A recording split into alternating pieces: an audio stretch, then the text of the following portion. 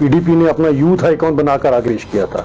अब इस तरह के षड्यंत्रकारी लोग जब यूथ आइकॉन बनेंगे और टेररिस्टों को यहाँ पर पनाह देंगे और अबू दुर्जाना जैसे टेररिस्टों के काजी बनेंगे तो उनके लिए कहना बिल्कुल वाज़ेह है। कश्मीर के लीडरों की एक दिक्कत बड़ी है, एक जेब में पाकिस्तान का झंडा डालते हैं, एक जेब में चीन का झंडा डालते हैं और जब जरूरत पड़ती है अपनी कुर्सी की बात आती है तो तिरंगा आगे कर देते हैं। महबूबा मुफ्ती साहिबा की रह सकती हैं। महबूबा मुफ्ती साहिबा ने जब हलफ उठाया था और यहाँ की चीफ मिनिस्टर बनी थी तब ये लगाती थी, लेकिन जैसे इनके हाथ से सत्ता चले गई इनको अचानक से ही तिरंगे से वो वाला प्यार खत्म हो गया। सच बोलने में लोगों को तकलीफ जरूर होती है और सुनने में भी तकलीफ होती है, लेकिन ना तो हमें बोलने में तकलीफ होती है ना सुनने में तकलीफ होती है। 2 दिन से मैं कश्मीर के हर उस इलाके में जा रहा हूँ जहाँ पर शायद ये दूसरी पॉलिटिकल पार्टी कभी सोच भी नहीं सकती जाने की।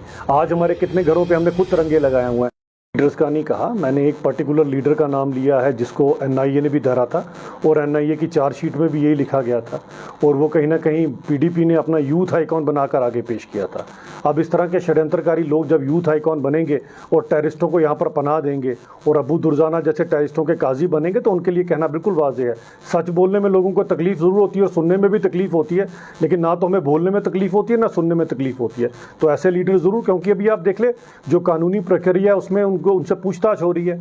आप सोचिए ना किस तरह का कश्मीर बन चुका था ये, कि जहां पर जो आपके खैर ख्वाह हैं जिनको आपने अपना सब कुछ सौंप के रखा है वही अगर आपके साथ ऐसी हरकतें कर रहे हैं, वही उन टेररिस्टों को पनाह दे रहे हैं, वही उन टेररिस्टों के निकाह कर रहे हैं जो टेररिस्ट आपका खून बहाते हैं, तो ऐसे लोगों को आप लीडर कहेंगे या कौम के गुनाहगार कहेंगे? तो ऐसे कौम के गुनाहगारों के लिए मैंने जो नाम लिया है वो एक स्पेसिफिक लीडर है जिसको वो भी जानते हैं, पीडीपी वाले भी जानते हैं और सभी आप लोग भी जानते हैं, हमको भली बात है।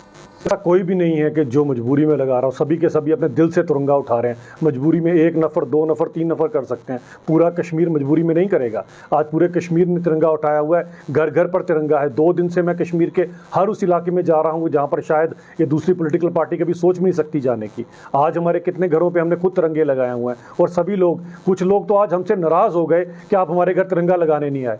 और आप एक और मैं आपको वाकया सुनाता हूँ। कल मैं जब डीसी साहब के पास बैठा था अनंतनाग में तो उन्होंने बताया कि कुछ लोग मेरे पास ये शिकायत लेकर आए कि हमारे जो बच्चे हैं, हमारे जो बच्चे पढ़ते हैं उनको ये जो अपना तिरंगे की इस कंपटीशन में नहीं लिया गया है, सिलेक्ट नहीं किया गया। तो लोगों में ये ओढ़ बच्ची कि हमारा बच्चा तिरंगा कंपटीशन में आगे निकले, आगे ना करे। ये तो अब नया कश्मीर है। किस तरह की बातें कर रहे हैं लोग? ये वो बेहुदा बातें वही लोग करेंगे जिनको कभी भी तिरंगे से प्यार नहीं था और जिन्होंने सिर्फ और सिर्फ कश्मीरियों को बरगलाया है। आज कश्मीरियों के सामने ये एकदम एक्सपोज हो चुके हैं, इसी कारण इनको जो है ये मुसीबत आ रही है और उनको ये मिर्ची लग रही है। मजबूरी महबूबा मुफ्ती साहिबा की रह सकती हैं। महबूबा मुफ्ती साहिबा ने जब हलफ उठाया था और यहाँ की चीफ मिनिस्टर बनी थी तब ये लगाती थी, लेकिन जैसे इनके हाथ से सत्ता चले गई इनको अचानक से ही तिरंगे से वो वाला प्यार खत्म हो गया।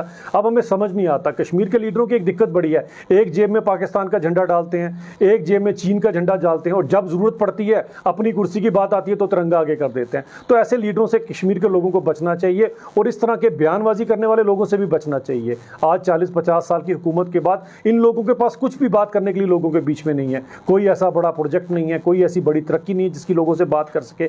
केवल और केवल इसी नाम पर इन्होंने लोगों को बरगलाया है। आज लोगों के सामने ये एक्सपोज हो चुके हैं। तो पीएचडी को किस तरह देखते हैं? पीएचडी कुछ अपॉर्चुनिस्टिक लोग, कुछ मौका प्रस्त लोग जो कल एक दूसरे के खून के प्यासे थे, जो एक दूसरे पे इल्ज़ाम लगाया करते थे, ये भी चोरी कर गया, ये भी चोरी कर गया, जो चोर पुलिस का खेल खेला करते थे, कभी कोई चोर तो कभी कोई पुलिस, कभी कोई पुलिस तो कभी कोई चोर। वो जब इकट्ठे हो गए, जब उनको पता लग गया कि इन सब से हिसाब किताब लेने वाला एक इंसान आ गया है, एक ऐसा इंसान आ गया जिसका जमहूरियत निज़ाम में पूरी तरह से विश्वास है, उसके बाद इन लोगों को इकट्ठे होना पड़ा, लेकिन इकट्ठे होकर भी कुछ ना कर पाए। आप देखिए कि गुपकार के उन गलियारों में जहाँ पर कस्में वादे लिए थे कि हम इकट्ठे होकर इलेक्शन लड़ेंगे, उसके बाद क्या हुआ? उसके बाद उन्होंने एक दूसरे के खिलाफ इलेक्शन लड़ी। तो भली भांति कश्मीर के लोगों के सामने ये पीएचडी हो, नेशनल कॉन्फ्रेंस हो, कांग्रेस हो या पीडीपी हो, ये सब के सब आज एक्सपोज हो चुके हैं। इनके पास आज कुछ और बात करने के लिए सिवाय इन अनाप शनाप बातों के जो ये वक्तन फवक्तन करते रहते हैं।